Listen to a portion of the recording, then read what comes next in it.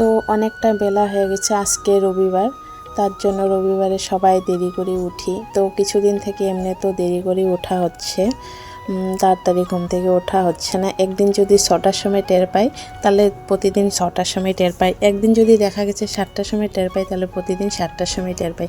আজকে সেরকমটাই হচ্ছে, আজকে আমি পুরো 8টার সময় জাগনা পেয়েছি।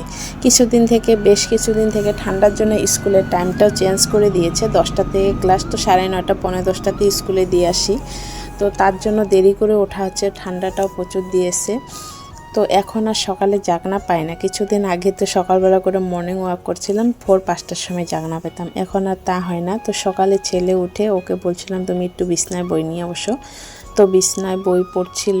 এদিকে বিছনাটা না গোছালো কাজ কিচ্ছু হয় না, তো বিছনাটা গুছিয়ে নিচ্ছিলাম। আর কাদের এরকম হয় এই ব্ল্যাঙ্কেট কম্বলগুলো গুছানোর সময় এত বিরক্ত লাগে, সেটার মাথা মুন্ড কোনটা কোন দিকে যায় কিচ্ছু টের পাওয়া যায় না।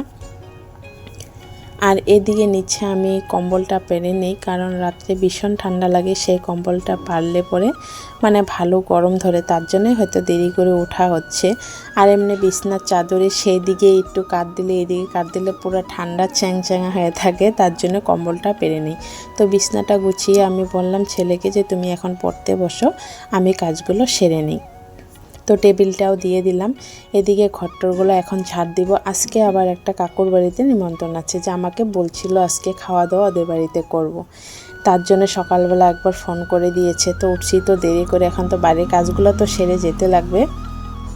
তো ছেলে এদিকে বই নিয়ে বসছে, আমি বিছনা উঠিয়ে তারপর ঘর ছাদ দিয়ে নিচ্ছে আর তাড়াতাড়ি করে কাজগুলো করে নিচ্ছে। এদিকে ছোটো দিনের বেলা দেরিতে উঠাই হয়েছে, দেরিতে তো সেরকম কাজও তো নাই, কিন্তু তাও তো করতে হবে, কাজগুলো করতেও তো সময় লাগে। এদিকে ঘর ছাদ দিয়ে নিচ্ছি, ঘর ছাদ দেওয়ার পর আবার একটা বিশেষ বড় কাজ, সেটা হচ্ছে আমার গাড়ি বের করতে লাগবে। গাড়ি বের করাটা যে এত বড় বিরক্তকর আর কি বলবো, কারণ চাপা জায়গায় গাড়ি বের করাটা আমার খুব অসুবিধা লাগে, কিন্তু উপায় নেই, কে বের করবে, আমাকেই তো বের করতে লাগবে। তো গাড়িটা বের করে ঘরটা ঝাড় দিয়ে নিচ্ছি। আর এ ঘরে বিছানা সেরকম ঘুমানোও হয় না, তবু বিছানাটা না ঝাড় দিলে ভালো লাগে না, তার জন্য পরে উঠোনটা ঝাড় দিয়ে নিচ্ছি। রান্নাঘরটা পুরো এলোমেলো, রাত্রে খাওয়া দাওয়ার পর আমি বাসন কিচ্ছু মাজি নেই। তো গ্যাসটা আমি মুছে রেখে দিয়েছি, যখনই রান্না করা হয় তখনই গ্যাসটা মোছা হয়ে যায়। তো এখন আমি গ্যাসটা মুছে নিচ্ছি, গ্যাস মুছে নেওয়া, তারপর আমি থালা বাসনগুলো ধুয়ে নেব। রাতে তো কিচ্ছু করিনি, তাড়াতাড়ি করে শুয়ে পড়ছি। ছেলের প্রচণ্ড ঘুম পেয়েছিল, তো বলছিল মা আগে ঘুমো দেই, তারপর তুমি কালকে সকালবেলা সেগুলো ধুয়ে নেবা। আর এদিকে ঠান্ডার জল কি বলো তো ভালো লাগে ঠান্ডা জল দিয়ে ধুতে। তো আমার কলপাটটা হচ্ছে অনেকটা দূর, জল টেনে আনা হয়, তো রাতে জল টেনে এনে রেখে দিয়েছিলাম, সেগুলো দিয়ে মুছছি। টাইম কলের জলটা দিচ্ছে না বেশ কিছুদিন থেকে, তার জন্য খুবই অসুবিধা। তো এদিকে কাকুর বাড়িতে চলে আসছি, আসার পর খাওয়া দাওয়া করে তো এখানে আমি ওদের খেলা দেখছি। তো ছেলের আর্ট ছিল, আর্ট কম্পিটিশন, সেখানে গেছিলো। আসার পর দেখতে পাচ্ছ এদিকে পুরো খেলাধুলা করছে। তো বাচ্চা কাচ্চারা একসাথে হলে খুবই ওরা আনন্দ করে, তো আমরাও তো সেরকমই না, তাই না। তো এখানে পুরো মাঠ আছে, ওইখানে আসলে খুবই আনন্দ পায়। তো সামনে পিকনিক খাচ্ছিল সবাই, তো এখানে গিয়েছিলাম, ওদের সাথে একটু কথাবার্তা বললাম, ভালোই লাগলো।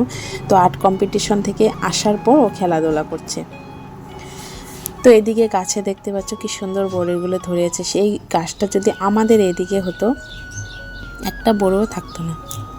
তো সবাই পেরে 2-1টা হয়তো খাতো, তারপর ফেলে ছাড়িয়ে শেষ করে দিত। তো এখানে দেখতে পাচ্ছ কি সুন্দর বড়িগুলো পেকে আছে, তো মোবাইলে অত একটা বোঝা যাচ্ছে না। তো আমি এর আগেও আরেকদিন আসছিলাম, তখন দেখছিলাম অতটা পেকে নেই, কিন্তু তারপর ভালোই বেশ কিছুদিন পর আবার আসলাম, তো দেখছি সুন্দর বড়িগুলো পেকে গেছে। তো এদিকে দেখতে পাচ্ছ ওরা সবাই পিকনিক খাচ্ছে। তো এইভাবে পিকনিক আনন্দটা খুবই ভালো লাগে, তো সবাই মিলে। তো এদিকে আমি একটু ঘোরাঘুরি করে, বিকালটা হয়েছে, ঘোরাঘুরি করে আছি, বাড়ির সামনটা বেশ ভালোই লাগে, তো একটা খারাপ না। আর আমার ছেলে এদিকে আসলে ভীষণ ভালো পায়, কারণ ও খেলতে পায়, এখানে প্রচুর বাচ্চা কাচ্চারা আছে। তো আজকের জন্য এতটুকু।